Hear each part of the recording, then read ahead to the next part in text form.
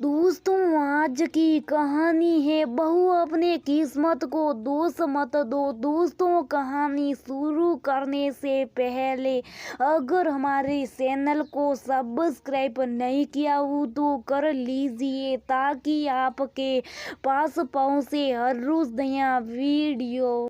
किसने कहा कि तुम्हारी किस्मत काली स्याही सी लिखी गई? आज ईश्वर की कृपा से तुम्हारे पास सब कुछ है। इतने ज्यादा प्यार करने वाले मम्मी पापा, प्यारा सा पति चेतन और दो प्यारे प्यारे देवर ननंद। आज के बाद फिर कभी अपनी किस्मत को दोष मत देना। सासू माँ शकुंतला बहुत ही प्यार से बहू तमन्ना को गले लगाकर समझा रही थी। जी मम्मी जी, मुझे माफ कर दीजिए क्योंकि इतनी छोटी सी उम्र में इतने दुख देख लिए कि इतना सुख मिलने के बाद भी मन डराने लग जाता है। तमन्ना अभी तक मायूसी बैठी थी। बेटा, गम की अंधेरी रात सट चुकी और आसमान में उम्मीदों का सूरज जगमगा रहा है और अभी तो डॉक्टर की राय भी आनी बाकी है। फिर ये उदासी मायूसी क्यों? मम्मी जी, मैं बहुत खुशकिस्मत हूँ जो आप लोगों जैसा समझदार और मुझे बेहतर प्यार करने वाला परिवार मिला। लेकिन मम्मी जी, बहुत दुख देते इस जीवन में। इतना कहकर तमन्ना अतीत में गोते लगाने लगी। राधिका, बहुत भाग्यशाली हूँ मैं जो मेरे परिवार में पहली पोती को जन्म देकर मेरे परिवार को पूर्णता प्रदान कर दी। दादी हर समय तमन्ना को मुंह देकर सिहाती रहती। हाँ वसुंधरा, ये तो सही बात है। दादाजी भी उसके ऊपर दिल खोलकर प्यार लुटाते। दादा दादी की बेहद दुलारी तमन्ना राधिका के दूसरे बच्चे के समय कुछ ऐसा केस बिगड़ गया कि अस्पताल जाने के बाद से राधिका अपनी प्राणों से भी प्यारी तमन्ना के पास जीवित लौट कर आ ही ना सकी। बस यहीं से शुरू हो गई तमन्ना के जीवन की काली रात। सब लोगों के जिद करने पर राघव ने दूसरी शादी की हामी भर दी। अब दादा दादी को क्या पता था कि जिसको वो तमन्ना की देखभाल के लिए ला रहे वो तमन्ना के जीवन में काले रंग घोल देगी। तमन्ना जितना नमिता के पास जाना चाहती, नमिता उसको अपने से उतना ही दूर कर देती। तमन्ना को जरा प्यार से रखा करो। वसुंधरा कहती, आप लोग हैं ना, प्यार करने के लिए मेरी कौन जरूरत है। और नमिता ज्यादा से ज्यादा मायके में रहना पसंद करती और हर तरह से मायके के लिए मदद को तड़पती रहती। शुरू में तो राघव ने नमिता को समझाने का प्रयास किया लेकिन फिर वो भी नमिता के रंग में ढलते चले गए। पहले चलो राघव घर में रहते थे लेकिन अब तो तमन्ना सिर्फ अपने दादा दादी की सहारे हो गई। आखिर बूढ़ी हड्डी कब तक साथ निभाती। धीरे धीरे करके दोनों दादा दादी पर लोग सिधार गए। अब तो तमन्ना पूरी तरह से नमिता पर आश्रित हो गई। नमिता की जिद पर यहाँ का घर बेचकर राघव ने ससुराल के निकट ही एक घर खरीद लिया। समय के साथ नमिता के दो बेटों ने जन्म लिया। अब तमन्ना बिल्कुल घर में नौकर चाकर बनकर रह गई। दिन भर कामकाज करती और छोटे भाइयों को खिलाती और जरा सी भी गलती पर खूब ढेर डांट खाती। जब कभी तमन्ना बहुत खूब थक जाती तो खुले आसमान के तले बैठकर खुद जी भर कर रोती और अपनी मम्मी से शिकायत करती, मम्मी अब मुझको छोड़ गई। और तो और जो दादा दादी भी मुझे प्यार करते थे उनको भी भगवान ने अपने पास बुला लिया। मुझे भी अपने पास बुला लीजिए, मैं भी क्या करूँगी जी करके।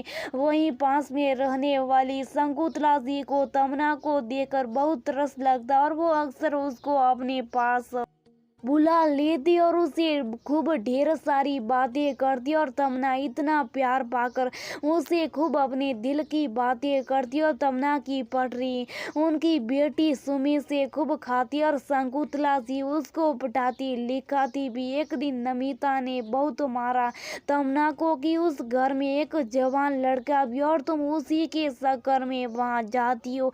हम लोगों की मोहल्ले में बहुत बदनामी हो रही है। तमन्ना मार खाती रही और रोती रही। मम्मी ऐसी कोई बात नहीं, मम्मी प्लीज मुझे मारिए मत, मैं वहाँ सिर्फ और सिर्फ सोमी और आंटी की वजह से वहाँ जाती हूँ, लेकिन फिर भी मुझे माफ कर दीजिए। अगर आपको शक है तो अब मैं कभी भी नहीं वहाँ जाऊंगी। जब राघव रात को लौटकर घर आए तो नमिता ने उनसे भी झूठी सच्ची कहानी सुनकर ही पिटवा कर दी। लेकिन आज पहली बार पापा के पीटे जाने से बेहद निराश हो गई जिंदगी से तमन्ना। जब इधर कई दिनों से तमन्ना शकुंतला के पास नहीं आई तो शकुंतला को चिंता हुई, और जब मोहल्ले के और लोगों से जब ये सब जानकारी मिली तो उन्हें बड़ा दुख हुआ, और तभी उन्होंने एक बहुत ही खूबसूरत निर्णय लिया। अब तक तो खैर मैंने नहीं सोचा था, लेकिन अब मैं तमन्ना को जरूर अपनी बहू बनाऊंगी। ये तो बहुत अच्छा हुआ कि मुझे नमिता ने इस और सोचने के लिए विवश किया। मुझे तो सचमुच तमन्ना के रूप में एक बहुत ही प्यारी बहू मिल जाएगी। अब तो उसकी शादी चेतन के साथ ही अवश्य करूंगी, और ममता के लिए तड़पती एक बच्ची को माँ का प्यार देकर उसके दिल में प्यार के दीप जलाऊंगी। उनकी इस निर्णय में उनके परिवार के लोगों ने भी भरपूर साथ दिया। अब तक तमन्ना बोलिंग हो चुकी थी। नमिता के लाख कुनकुनाने पर भी शकुंतला ने चेतन और तमन्ना की कोर्ट मैरिज कर दी। तमन्ना बेटा, अब तुम अपनी पढ़ाई की शुरुआत फिर से कर सकती हो, और उन्होंने उसको एडमिशन सुमी के साथ ही करवा दिया। अब तमन्ना अपने भाग्य की सराहना फिर से करने लगी। समय के साथ तमन्ना के पैर भारी हो गए और परिवार में खूब खुशियां मनाई गई। लेकिन तभी धमाका हुआ। मुझे लगता है कि जो बच्चा तमन्ना के गर्भ में उसका पूर्ण विकास नहीं हो रहा है। हम अल्ट्रासाउंड करते देखते फिर आपको परिस्थिति के बारे में बताता हूँ कि क्या करना। अगर परिस्थितियों हाथ में तब तो बहुत अच्छी बात, और मगर कुछ ज्यादा ही गड़बड़ है तो फिर तो मजबूरी में। डॉक्टर ने चेकअप करने के बाद अपनी चिंता जाहिर की।